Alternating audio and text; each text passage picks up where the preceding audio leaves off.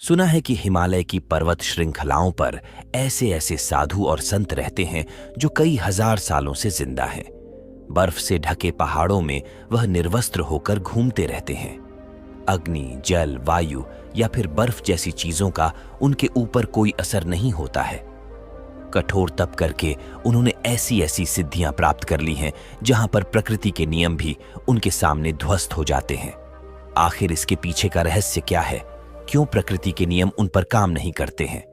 क्यों कोई भी बीमारी उन्हें छू नहीं पाती है?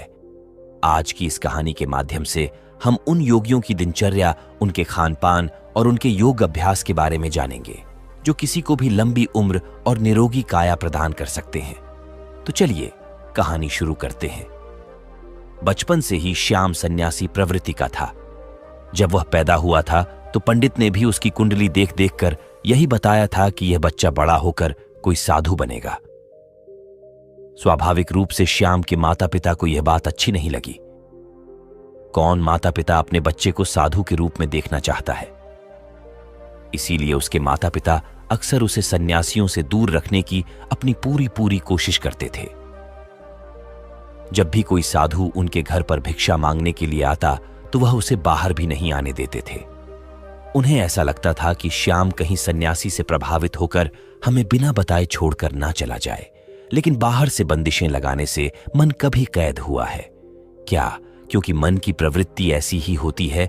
जिस वस्तु से, जिस विचार से या फिर जिस इंसान से तुम बचना चाहते हो, अनजाने में अवचेतन मन के स्तर पर उसी की ओर तुम आकर्षित हो जाते हो।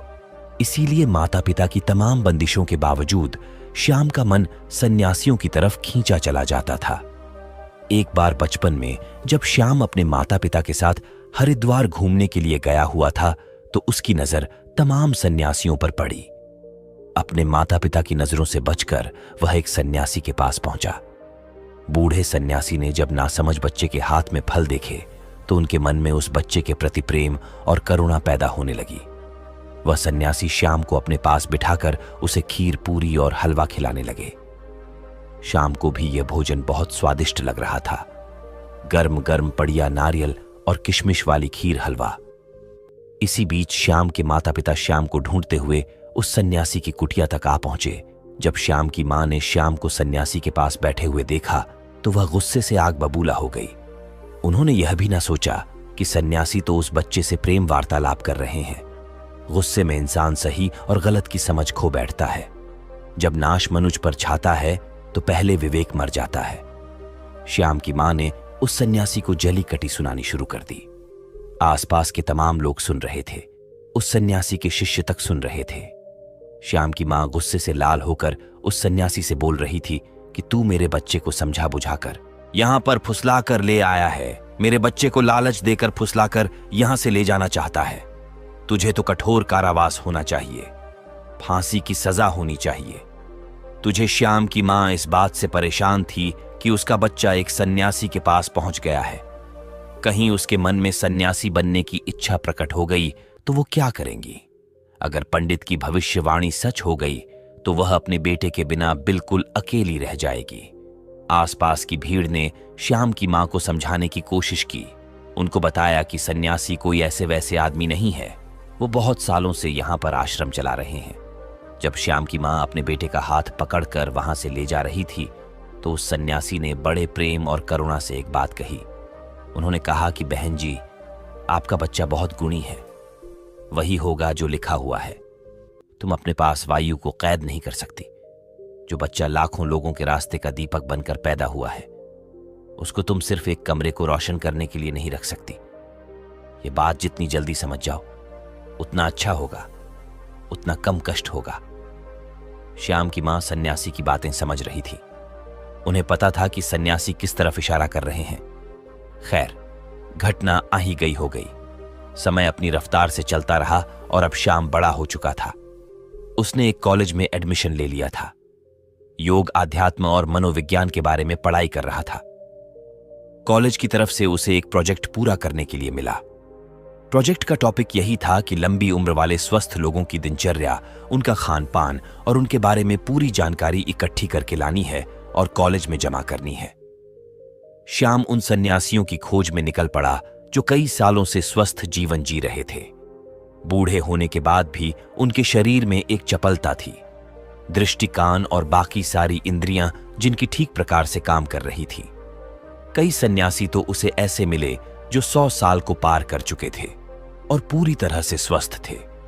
अब धीरे धीरे अलग अलग सन्यास यूं से मिलने में श्याम को बड़ा मजा आने लगा, लेकिन उसके अंदर जीवन के उन रहस्यों को जानने की बहुत इच्छा थी जिनमें आम लोग कोई रुचि नहीं रखते हैं या फिर कोई विश्वास ही नहीं करता है। श्याम ने सोचा कि यही समय है। अगर ऐसे सन्यासी पृथ्वी पर बसते हैं जो 500 से 1000 सालों से जिंदा हैं, तो मुझे उनको खोजने का बहुत बढ़िया मौका मिला है। लेकिन समस्या यह थी कि ऐसे सन्यासियों को खोजा कहां जाए। ऐसे सन्यासी मिलेंगे कहां? तमाम किताबों को पढ़ने के बाद उसने एक निष्कर्ष निकाला। उसे पता चला कि ऐसे सन्यासी अगर मिलेंगे तो वह हिमालय की चोटियों में मिलेंगे, जहां पर आम इंसान जा भी नहीं सकता। लेकिन श्याम ने अपना मन पक्का किया।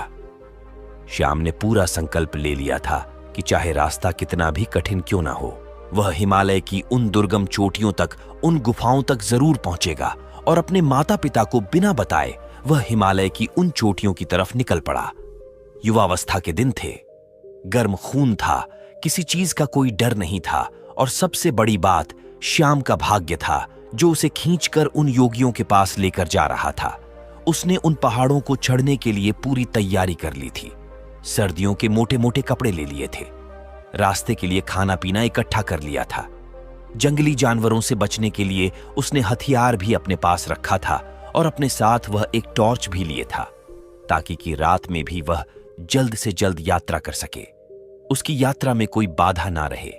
धीरे धीरे जब वो स्थानीय लोगों से पता करते हुए हिमालय की उन दुर्गम चोटियों तक पहुंचने लगा, तो उसके फोन ने भी काम करना बंद कर दिया। अब उसका दुनिया से कोई संपर्क नहीं था, लेकिन दुनिया से कटने के बाद वह खुद से जुड़ने लगा था। अब उसे हिमालय के जंगलों से गुजरते हुए असीम आनंद की प्राप्ति हो रही थी। उसका जहां मन करता वहीं पर रुक जाता और फिर पता करके आगे के रास्ते पर निकल पड़ता। उसे नहीं पता था, उसे कोई अंदाजा नहीं था कि वह ऐसे योगियों से कभी मिल पाएगा कि नहीं, लेकिन मन में इच्छा थी, पूरा विश्वास था और इसीलिए वह अपने रास्ते पर आगे बढ़ता जा रहा था। पूरी उमंग, पूरे उत्साह और पूरे जोश के साथ ऊंचे पहाड़ों पर बसे गांवों को पार करता हुआ वह हिमालय के उस जंगल में पहुंच गया था, जहां पर असीम सन्नाटा भी बिखरा हुआ था। आसपास कई मीलों तक कोई आबादी नहीं थी, कोई लोग नहीं थे। अब यहां पर श्याम अकेला था। बर्फ में उसकी कपकपी छड़ जाती थी, लेकिन फिर भी वह हार नहीं मान रहा था। उसे पता था, उसके मन में एक विश्वास था कि यहां आसपास कोई गुफा होगी जहां पर ऐसे योगी उसे जरूर मिलेंगे। और अगले ही दिन उसे बर्फ के पहाड़ की चोटी पर दूर से एक सन्यासी तप करता हुआ दिखाई दिया। उस सन्यासी ने अपने शरीर पर कोई वस्त्र धारण नहीं कर रखा था। श्याम उस सन्यासी को पहाड़ी के नीचे से देख रहा था, लेकिन वह बहुत खुश हो गया। इतनी लंबी यात्रा का परिणाम उसे मिल रहा था। वह जल्दी जल्दी अपने कदम बढ़ाता हुआ उस पहाड़ी की चोटी पर पहुंचने का प्रयास करने लगा, लेकिन पहाड़ी एकदम खड़ी हुई थी, इसीलिए बार बार वो फिसल जा रहा था। सन्यासी यूं तो आंख बंद किए हुए थे, अपने ध्यान में लीन थे, लेकिन अपने मन की आंख से वह श्याम की सारी मेहनत देख रहे थे। उस पहाड़ी पर बार बार चढ़ने में विफल होते हुए श्याम बहुत थक गया था। थकान के कारण वह वहीं पर मूर्छित होकर गिर पड़ा। जब वह मूर्छित हो गया तो वह सन्यासी जो ऊपर तप कर रहा था, वह उसे अपने साथ अपने हाथों में उठाकर एक गुफा के अंदर लेकर गया। वहां पर उसके अलावा 2 और सन्यासी मौजूद थे। श्याम मूर्छित था, बेहोश था, उसके शरीर में बहुत थकान थी। उस सन्यासी ने कुछ पत्तों का एक घोल तैयार किया और फिर श्याम के मुंह में ऊपर से 2 बूंद डाली। अचानक से श्याम उठ खड़ा हुआ। उसकी सारी बेहोशी, सारी थकान एकदम दूर हो गई। होश में आते ही श्याम दोनों हाथ जोड़कर उनको प्रणाम करने लगा। बहुत खुश हो गया। श्याम ने उनसे कहा कि मेरी बड़ी अनुकंपा है कि मुझे आप जैसे दिव्य योगियों के दर्शन हुए। मैं आपसे कुछ सवाल पूछना चाहता हूं। आप इतनी बड़ी उम्र तक, इतने सालों तक कैसे जीवित रहते हैं? आपके शरीर में कभी कोई बीमारी क्यों नहीं होती है? अगर आप वह तरीका जानते हैं तो दुनिया को वह तरीका क्यों नहीं बताते? दुनिया में बहुत से लोग बहुत दुखी हैं। लोगों को नाना प्रकार की बीमारियां हो रखी हैं। उम्र से पहले ही वह बूढ़े दिखने लगते हैं, उनकी मृत्यु तक हो जाती है। तो अगर आपको ऐसे तरीके पता है तो आप लोगों को क्यों नहीं बताते हैं? इसका कारण बताएं। आप तो योगी हैं, आपको तो दुनिया की मदद करनी चाहिए। उसकी बातें सुनकर तीनों सन्यासियों ने कोई प्रतिक्रिया नहीं दी। ऐसा लग रहा था जैसे उन्हें श्याम की भाषा समझ में ही नहीं आ रही हो। श्याम ने जब यह महसूस किया तो उसने इशारों से समझाने का प्रयास किया, लेकिन कोई फायदा नहीं। अब श्याम उनको समझा समझा कर थक चुका था और एकदम शांत और चुपचाप बैठा हुआ था। वह सोच रहा था कि मेरा इतनी दूर आना एकदम व्यर्थ हो गया, एकदम बेकार हो गया। दर्शन तो हुए, लेकिन जो सवाल मेरे मन में थे उनका जवाब नहीं मिला। श्याम ने सोचा कि इतना लंबा सफर तय करके आया हूं, कुछ दिन इनके साथ रहता हूं, इनकी दिनचर्या ही देख लेता हूं, शायद उससे कुछ पता चल जाए। और यह सोचकर श्याम वहीं पर रहने लगा। सन्यासी एक दूसरे से बिल्कुल भी बात नहीं करते थे, एकदम मौन रहते थे, चुप रहते थे, किसी एक सन्यासी को दूसरे से अगर कोई काम होता तो वह बिना बोले ही एक दूसरे के मन की बात समझ लिया करते थे। अब श्याम को बेचैनी होने लगी। एक गुफा में चुपचाप बैठे रहना, भला इससे क्या होगा? यह कैसा जीवन है? सन्यासी बैठे हुए सिर्फ योग अभ्यास करते रहते थे, तप करते रहते थे। उनके चेहरे पर, उनकी आंखों में एक गजब का ठहराव था, एक गजब की शांति। जो भी उनके मुखमंडल की आभा को देख ले तो उनकी तरफ आकर्षित रहे बिना रह नहीं पाए। श्याम ने पाया कि सन्यासी खाना बहुत कम खाते थे और जो भी खाते थे उसे पूरे मन से बनाते थे, पूरे भाव विभोर होकर बनाते थे। सुबह ब्रह्म मुहूर्त में उठना, ठंडे पानी से स्नान करना और फिर सर्दियों की धूप में बर्फ पर बैठकर ध्यान साधना करना, यही उनका काम था। 2 दिन तक उनके अनुसार काम करने के बाद वहां रहकर श्याम ऊब चुका था। वो न किसी से बात कर पा रहा था, न अपने मन के सवालों को शांत कर पा रहा था। 3 दिन बाद श्याम ने वहां से जाने का निश्चय किया। उन्होंने उनके सामने प्रणाम किया और उनको प्रणाम करते हुए कहा कि शायद मेरा प्रणाम भी आप स्वीकार ना कर पाओ, क्योंकि आपको उसका मतलब नहीं पता होगा, लेकिन मैं आपसे मिलकर धन्य हो गया और अब मैं आपसे अलविदा चाहता हूं। और यह कहकर वह अपने चेहरे पर मुस्कान लेकर उन योगियों के पैर छूकर वापस चलने के लिए तैयार हुआ कि तभी उसके कानों में बूढ़े सन्यासी की आवाज आई। बूढ़े सन्यासी ने कहा कि अपने सवाल का जवाब तो सुनते जाओ। श्याम यह सुनकर आश्चर्यचकित हो गया। वो कुछ बोलना चाह रहा था, लेकिन सन्यासी ने उसे चुप करते हुए कहना शुरू किया कि सबको अपने मन के सवालों के जवाब चाहिए, लेकिन सभी सवालों के जवाब मौन में छिपे हुए हैं। तुमने मौन रहकर बिना कोई सवाल किए हमारी दिनचर्या देखी। अगर मैं तुम्हें वह बताने का प्रयास करता, समझाने का प्रयास करता, तो शायद कोई खास बदलाव नहीं आते। तुम एक कान से सुनते और दूसरे से निकाल देते, और यही तो दुनिया करती है। सचमुच में कौन इच्छुक है? यह ज्ञान पाने का सवाल यहां खड़ा होता है। 2 दिन तक इस दिनचर्या का पालन करने के बाद तुम्हारा मन ऊब गया, मतलब तुम भी नहीं चाहते इन सारे तरीकों को जानना। हालांकि तुम्हें पता है कि हमारे इस भोजन, इस दिनचर्या के कारण ही हमारा शरीर हमेशा निरोगी रहता है, हमेशा स्वस्थ रहता है, लेकिन तुम इसका पालन नहीं कर सके। 3 दिन तक भी नहीं कर सके। 4थे दिन तुम वापस अपने घर जा रहे हो। दुनिया में बहुत कम ऐसे लोग होते हैं जो मौन रहकर दूसरों का ज्ञान खुद प्राप्त कर लेते हैं। अगर तुम सिर्फ मौन रहना, चुप रहना सीख जाओ तो तुम दूसरों के सारे ज्ञान को ग्रहण कर सकते हो। बिना उससे पूछे श्याम ने मुस्कुराते हुए हाथ जोड़कर उस सन्यासी से पूछा कि हे मम्मन, यह बताने की अनुकंपा करें कि आप कौन सा योग अभ्यास करते हैं। क्या आपकी दिनचर्या है जिससे कि आप इतने सालों से जीवित हैं? आपकी उम्र दिखने में तो कोई 60 से 70 साल की लग रही है, लेकिन लोगों का कहना है कि आप 5000 साल से जिंदा है। क्या यह सत्य है? महात्मा सन्यासी ने मुस्कुराते हुए नादान और भोले श्याम के सर पर हाथ फेरा। उन्होंने श्याम को सबसे पहला तरीका बताया। उन्होंने श्याम से पूछा कि हमारे शरीर का सबसे बड़ा भोजन क्या होता है। श्याम सोच में पड़ गया।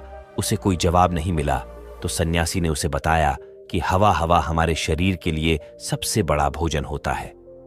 हवा हम 24 घंटे खाते रहते हैं और हवा हमारे शरीर के लिए सबसे ज्यादा महत्वपूर्ण होती है। लेकिन आजकल के समय में पूरी हवा प्रदूषित हो चुकी है। इसीलिए जो प्रदूषण से भरी हुई हवा तुम्हारे अंदर जा रही है। वही तुम्हारे शरीर में बीमारियों को जन्म देती है। इसीलिए अगर तुम घर पर ऐसे कमरे में रहते हो जहां पर हवा का आना जाना कम होता है, जैसे कि एयर कंडीशन रूम में होता है, उसमें ताज़ी हवा का आना जाना नहीं होता, तो तुम्हें अपने कमरे में ऐसे पौधे लगाने चाहिए जो 24 घंटे हवा यानी कि ऑक्सीजन देते हो। छोटी छोटी बेल तुम किसी बोतल में डालकर अपने कमरे में रख सकते हो जो तुम्हें 24 घंटे ऑक्सीजन देगी, वह भी एकदम ताज़ी। और लोग दुनिया में यही भूल करते हैं। जिस सांस को वह ले रहे हैं वह कितनी शुद्ध है, इसका कभी आकलन ही नहीं करते। अगर वह लोग यह कभी सोच पाए तो शायद प्रदूषण से मुक्त दुनिया हो सकती है, हमारी पृथ्वी स्वर्ग हो सकती है। दूसरा होता है हमारा खान पान। अधिकतर लोग ज्यादातर समय खाते ही रहते हैं, लेकिन हमारा शरीर भी एक यंत्र होता है और उस यंत्र को भी काम करने के लिए आराम चाहिए होता है। इसीलिए हर समय खाते नहीं रहना चाहिए, कभी भी पूरा पेट भरकर नहीं खाना चाहिए। हमेशा अपने पेट में एक रोटी की जगह छोड़ देना ताकि तुम्हारा पेट हल्का रह सके, थोड़ा खाली रह सके और सांस लेने में भी कोई परेशानी ना आए।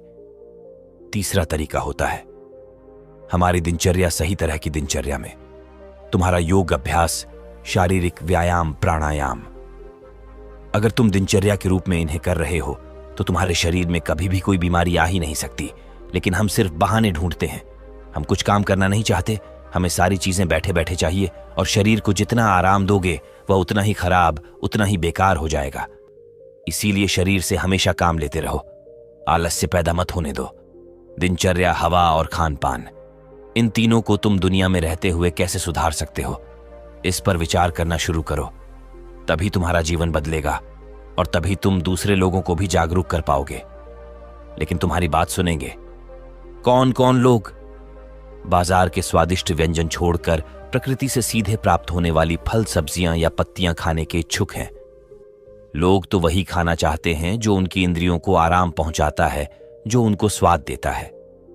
देखने में भी वही देखना चाहते हैं जो उनकी आंखों को अच्छा लगता है, और इसीलिए उनकी इंद्रियां वासनाओं की गुलाम हो जाती हैं और धीरे धीरे वही हमारे दुख का कारण बनती चली जाती है।